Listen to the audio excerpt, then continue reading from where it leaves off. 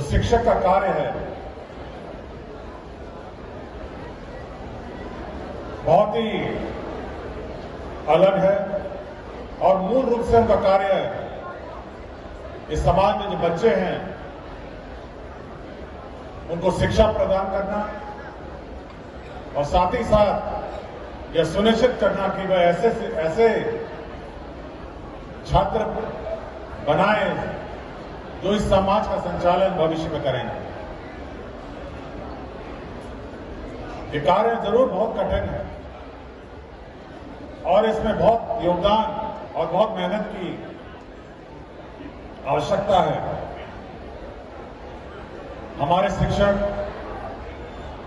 दूर दराज पहाड़ों में, नदियों में पार करके शैक्षणिक कार्य चालू रखते हैं।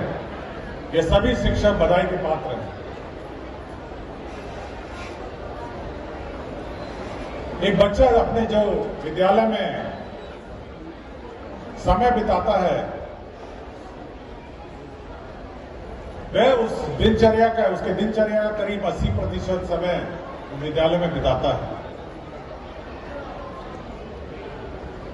और यह अपेक्षा की जाती है कि हमारे जो शिक्षक हैं वह इस समय में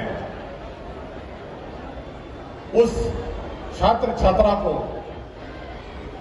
सभी गुणों से संपूर्ण करेंगे और परिपूर्ण करेंगे ताकि वह समाज में कल महत्वपूर्ण स्थान प्राप्त करे। यदि हम इस दायित्व से चूकते हैं या इसमें कोई कमी हो जाती है, हमें समाज में वैसे छात्र छात्राएं आगे चल के अनेक कठिनाइयों का उनको सामना करना पड़ेगा। मेरा आज के दिन हमारे शिक्षकों से यह अनुरोध है कि वे इस जवाबदेही को बखूबी से समझें। यह कोई सरकारी कार्यालय नहीं है जहां पर आप समय पे आए, कुछ समय बिताए, मध्यमान भोजन खिलाए और उसके बाद सभी बच्चों को अपने घर भेज दें। यह अपेक्षा की जाती है कि बच्चा सही रूप से पढ़े। समाज में जो वैल्यू सिस्टम है और भविष्य की जो समाज की परिकल्पना इस राज्य और देश में जो की है उसके अनुरूप उस बच्चों को कैसे ढाला जाए, इसे बनाने का दायित्व हमारे शिक्षकों का है। समय पे आने की व्यवस्था तो हम लोगों ने सुनिश्चित कर दी है, बच्चे भी आगे आने लगे हैं, किंतु अभी भी शिक्षा की गुणवत्ता में बहुत काम करना बाकी है। मेरा शिक्षकों से विनम्र अनुरोध है कि इन सभी जो बच्चे आपके विद्यालय में हैं उन्हें अपने बच्चों की तरह पढ़ाएं, सिखाएं, ताकि बाद में यह न कहे कि हमें इस राज्य के विद्यालयों में उचित शिक्षा नहीं मिली जिस कारण से हम कहीं के नहीं रहे। आपके आचरण विद्यालय में बहुत महत्व रखते हैं।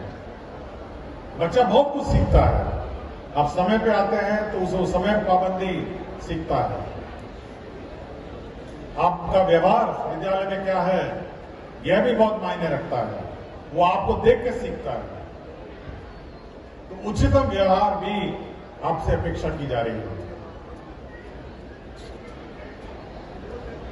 जहां तक राज्य सरकार में शिक्षा व्यवस्था में इंफ्रास्ट्रक्चर हो या अन्य में सुधार का कार्य है, हमारा लक्ष्य है कि हम लोग इसी वर्ष इसको पूरा करेंगे।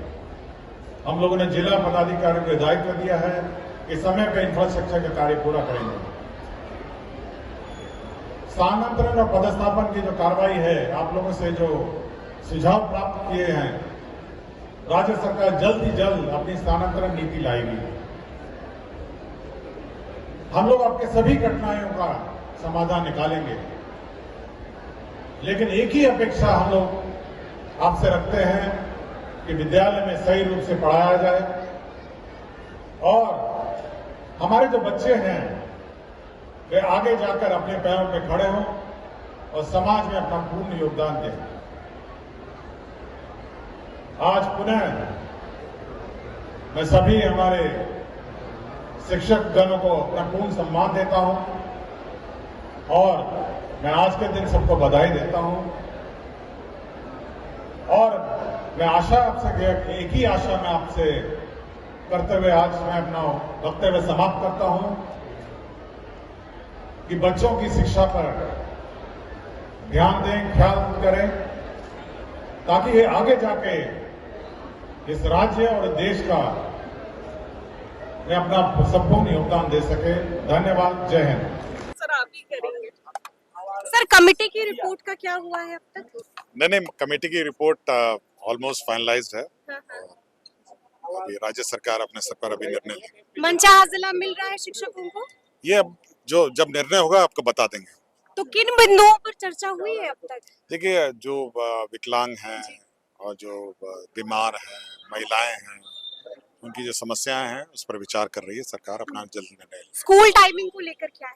स्कूल टाइमिंग तो जो राइट टू इन्फॉर्मेशन एक्ट है, जो प्रावधान है, उसी को लागू हम लोग 10 से 4 होगी स्कूल टाइमिंग?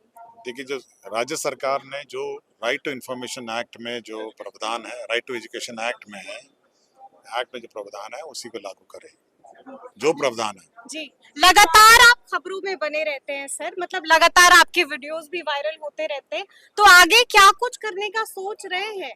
कभी छापा मार देते हैं स्कूलों में। देखिए, हमारा मूल उद्देश्य यही है, एक ही उद्देश्य है कि बच्चे पढ़ें, टीचर्स पढ़ाएं, हाँ। और इसी पर हम लोग मेहनत करते रहते हैं। आज के दिन कोई तोहफा आप भी जो शिक्षकों को देना चाहिए? तोहफा क्या है, हम लोग सभी को बधाई देता हूँ और सभी को आदर और अपना सम्मान समर्पित करता हूँ। हमसे जुड़े रहने के लिए हमारे YouTube चैनल को सब्सक्राइब करें और नई वीडियो की नोटिफिकेशन के लिए बेल आइकॉन को दबाएं।